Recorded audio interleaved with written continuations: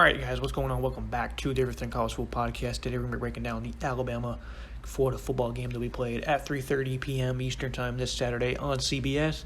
Ben Hill Griffin Stadium is the location for this one in Gainesville. 15.5-point spread in favor of the Tide, and it's a 58.5-point total. Alabama's offense, Bryce Young, he's been great this far. Against Miami, 330-plus yards, 4 touchdowns, very efficient and effective. Showcasing why he is the number one. He's a former number one ranked recruit. There was a play where there was a free rusher in the end zone that Miami had, and he sidestepped him and knew he had one-on-one coverage and found his tight end for the touchdown. So he's already showcased he has the ability to know what he's looking at. He can handle pressure just well. He can make plays out of the pocket, in the pocket, push the ball well downfield. He's fitting into Bill O'Brien's offense. It's a similar scheme, but Bill O'Brien is the one calling the plays, so he fits into that offense very well this far. It's going to be a great test here, though. He played a Miami team who didn't have much of a pass rush. They also had a secondary that's talented, but they couldn't cover anybody really. So, not saying Florida will be able to, but he's definitely playing a much better pass rush, a much better front seven.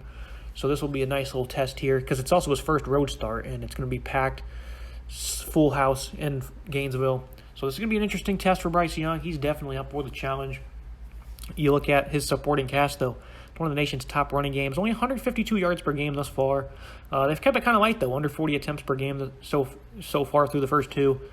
4.3 yards per carry, though, so they've been efficient. They're deep at running back, though. Brian Robinson, he's very shifty. He runs through contact. He's been more of a short yardage guy through his career at Alabama. That number one role, though, is his now. Very good player. I think he's going to have a big season. Trey Sanders, so far, he's number 2 running back at the moment, but, that touches you could really split them up between him, Jace McClellan, Roydell Williams. They've all gotten double-figure touches this far. As I said, Alabama's been keeping it light so far with the ground game, but as the year goes on, Robinson, Sanders, McClellan, they should all start to separate themselves as the lead backs. At receiver, Jamison Williams, John Mechie, they both have 140-plus receiving yards through the first 2 games. They're both the deep threats on this Alabama football team. Williams went 94 yards in the season opener against Miami for a score. And Mechie, we've seen what he's able to do vertically in the past, and now he's going to take that number 1 role this season as the Tide's top pass catcher. The fillers, though, it can be up to anybody. Cameron Latou, Jaleel Billingsley, a tight end. He has not seen a lot of action this far. JoJo Early, though, he had 7 catches, 85 yards against Mercer. So who else will step up other than those two? Not sure. But those guys, they're going to get a bulk of the receptions, bulk of the production, regardless. Alabama, they're still trying to figure out who's going to provide the depth of a pass catcher. The versatility, though, the shifty pass catchers they have, getting them the space is going to be key. Florida's going to have to make tackles.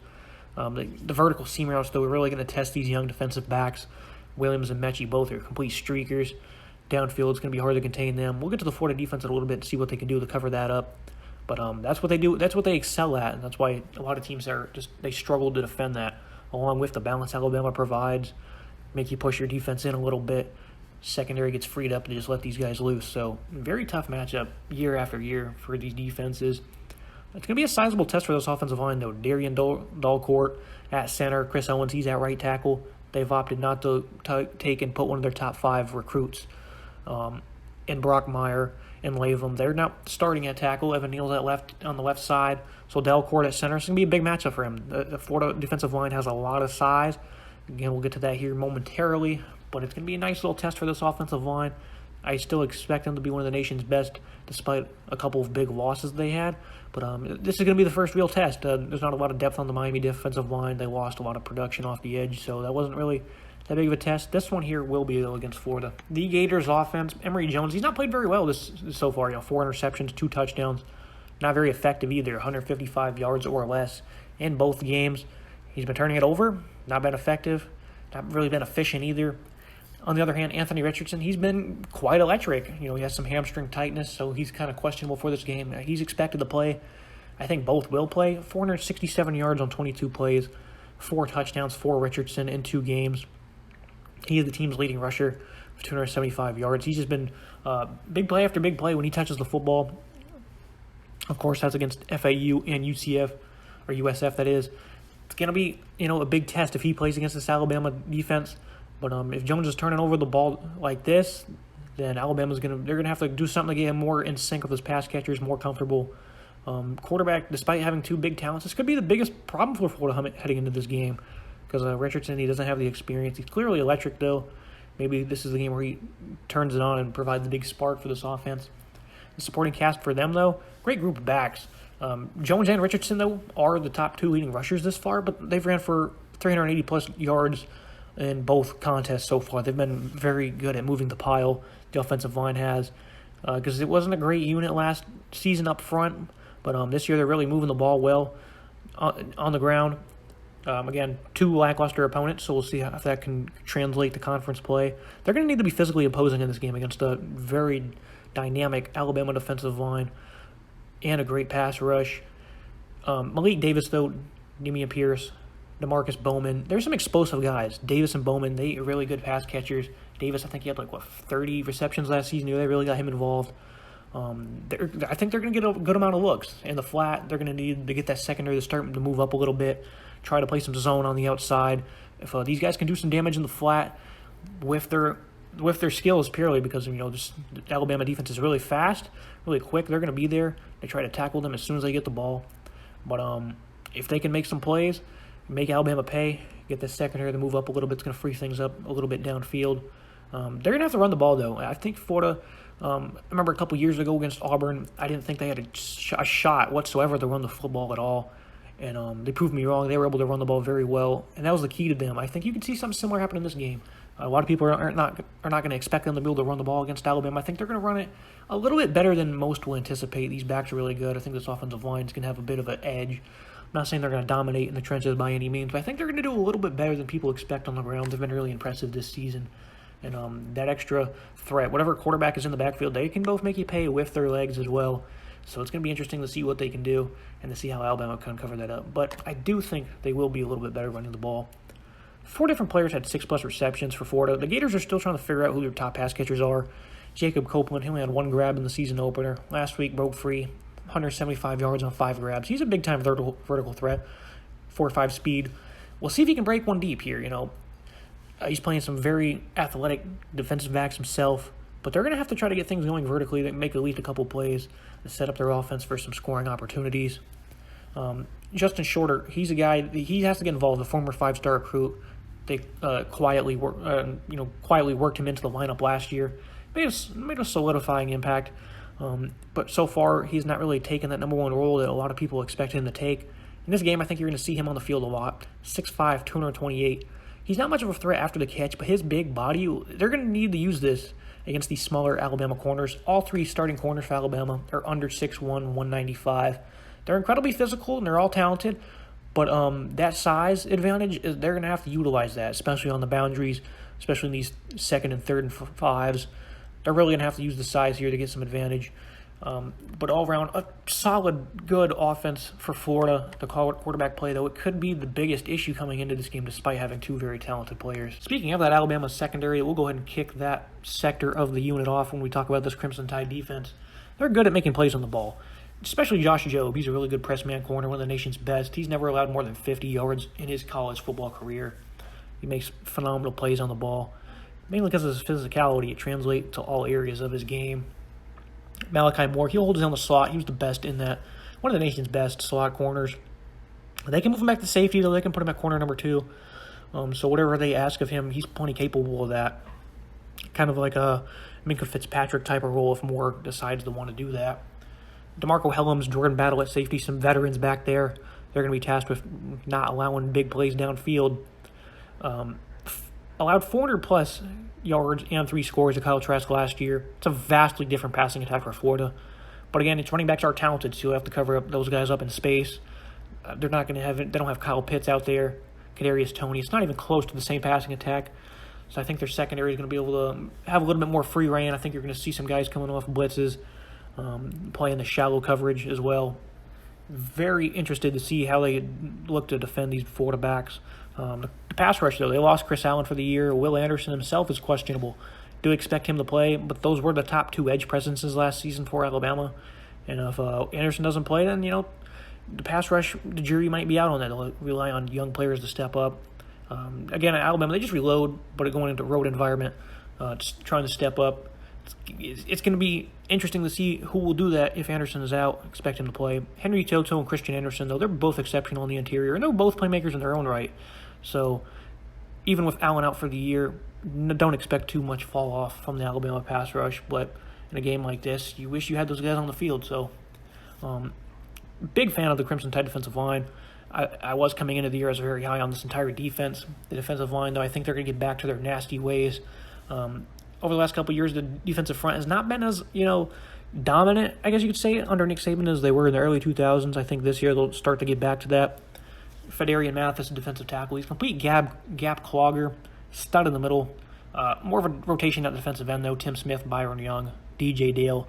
I think these guys are going to make life hard for UF. They have some pretty good depth up there. And if these tackles are getting beat up and they're getting exposed in the middle, then these defensive linemen for Alabama will feast on the Gators. They only allowed 266 yards to Miami. They didn't give up any explosive plays. Florida, they're going to need to spark some big plays to get some tempo going and open up the run. All around, though, this doesn't seem like a great matchup. It doesn't seem like a good matchup for anybody. But if this defensive line is wreaking havoc, then it's going to be a tough night for the Gators offense. The Florida defense, they do sport a great front seven. They were seventh in sacks last season. Tied with Alabama, actually, in that category. Both had great pass rushes. But Brenton Cox and Zachary Carter are back for the Gators. Carter's already made his impact throughout 2 games.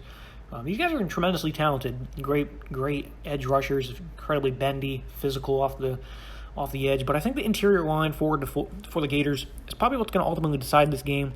Antonio Valentino, he anchors down the interior. Former Penn State guy. He did that with the Nittany Lions. He was very reliable for them. They have some great size outside of Valentino, Jervin Dexter, Daquan Newkirk. They're all well over 300 pounds, and they're all pretty tall, too. As I said, new starting center for Alabama and Dalcourt. It's going to be a big matchup for him. He didn't have that same threat against Miami. He played a great defensive tackle, Nesta Jade Silvera, but the size for Florida is just outstanding, highly impressive. Looking at the linebacker position, Jeremiah Moon, he made some waves off the edge himself last season. He's a bit of a sideline guy who can make plays. Linebacker Ventral Miller, you're going to hear his name called a lot in this game. He's a big-time player, outstanding throughout last season, all facets of the game. Good run stopper, great in coverage, high-end tackler, led them by far in tackles, sideline to sideline linebacker. Ventral Miller, he's going to be very key in this game. They cannot afford to have anything happen to him, whether that be a targeting or something worse. In the back end, though, the Gators do have one of the nation's top corners in Kiar Elam. He's a great press defender himself. Him and Job, they're likely both going to go first round in next year's draft. But for this game specifically, Florida has a bit of a disadvantage in the secondary. Trey Dean's the only other veteran. Everyone else is a sophomore and freshman, and they're playing a very dynamic passing attack. They love to get things going vertically. They can hurt you with speed, athleticism, and flat out just checkers. They love to bring all kinds of concepts, all kinds of different variables to the game. How will they handle Bryce Young when he scrambles out of the pocket, though? Because Young, he's exceptional in doing that. He can make you pay with a cannon of an arm as well. So how will these guys hold up if the great pass rush they have can force Young out of the pocket? Are they going to give up big plays? Are they going to be able to hang with their assignments? Another very big key to this football game. Looking at team comparisons, starting with QB, Bryce Young gives Alabama an edge.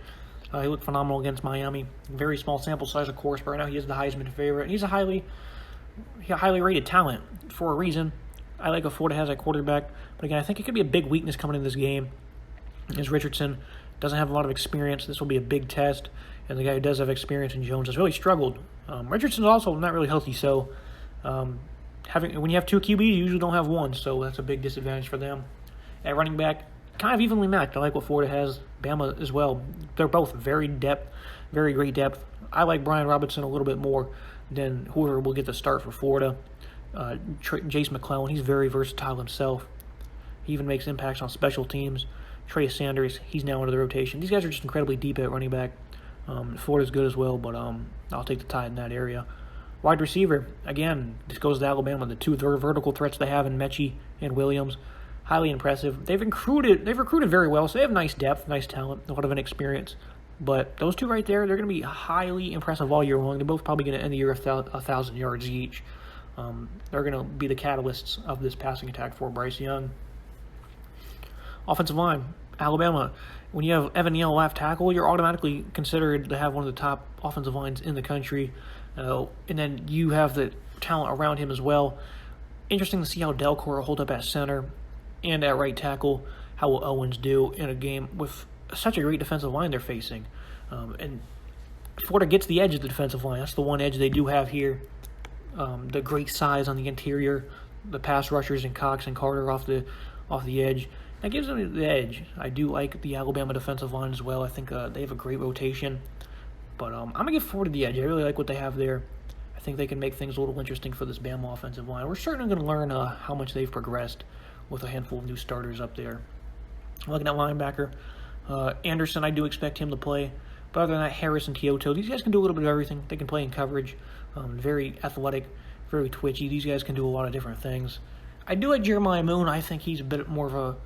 I think he stands out more as an edge rusher. He can make an impact at linebacker too, though. Ventral Miller, he's one of the nation's best at his position that nobody knows about. But overall, Bama's really good. Even if they have an injury, Jalen Moody will show up and play that spot as a senior. He played very well last year in relief for anyone that was injured. So if they have one go down, I like their depth. Jalen Moody, look out for that name. If they need him to step up, he will. Florida, their depth is going to be tested in this game in all facets, especially at linebacker. You look at the secondary. Alabama, again, has the edge. I think this is the nation's top secondary coming into the year. Moore, Job, and then the veterans as safety. They even have Daniel Branch, Kool-Aid McKinstry. I have a lot of depth. They're incredibly talented. They're going to be even probably better next year than they were this year, if that is even possible. Daniel Wright, another one of those guys. It's too much talent to not get on the field. The secondary is not even touched, and it's a lot of young guys for Florida. So, one of the keys to this game, I think, for Florida, you got to be able to run the ball. You got to be able to spark some big plays on the ground. It's going to open up your passing game a little bit. I don't know if this offense will exactly get shut out, but if they don't run the ball, they could be in some big trouble because I don't have a lot of proven commodities at receiver right now, and this is a giant secondary they're playing, as I continue to rave about. So, Florida, they got to be able to run the ball. I think they'll be able to be a little bit better, again, as I mentioned earlier. But if they can dominate in the trenches, at least on the offensive side of the ball, they'll be able to play the 4 quarters with Alabama. Again, also, Justin Shorter, use him on the boundaries, use him to convert. You got a big size advantage against those corners. Get him involved on the boundaries. Get him coming across the middle of the field if you have to, but I think the boundaries is your best shot. For Alabama, take advantage of the young DBs and then just execute your game plan. That's all. That's the same key I use for Alabama. Just execute your game plan. Run the ball the way you know you want to. When you go play action, you have a guy who can make plays, and he can. When things break down, I trust him to be able to improvise and make plays as well. Again, on defense, just play your game plan. So it's pretty simple for Alabama, but there really doesn't need to be much explanation there. For the prediction, I'm going to take Alabama 41, Florida 17. A blowout here, this one. It's just too hard to count on Florida to keep this one close. I think with the home crowd, they will be able to keep things close for the first half, but in the second, those receivers are going to start tearing them up vertically. The running game's going to get going. Florida's going to get worn down. Can they win this game?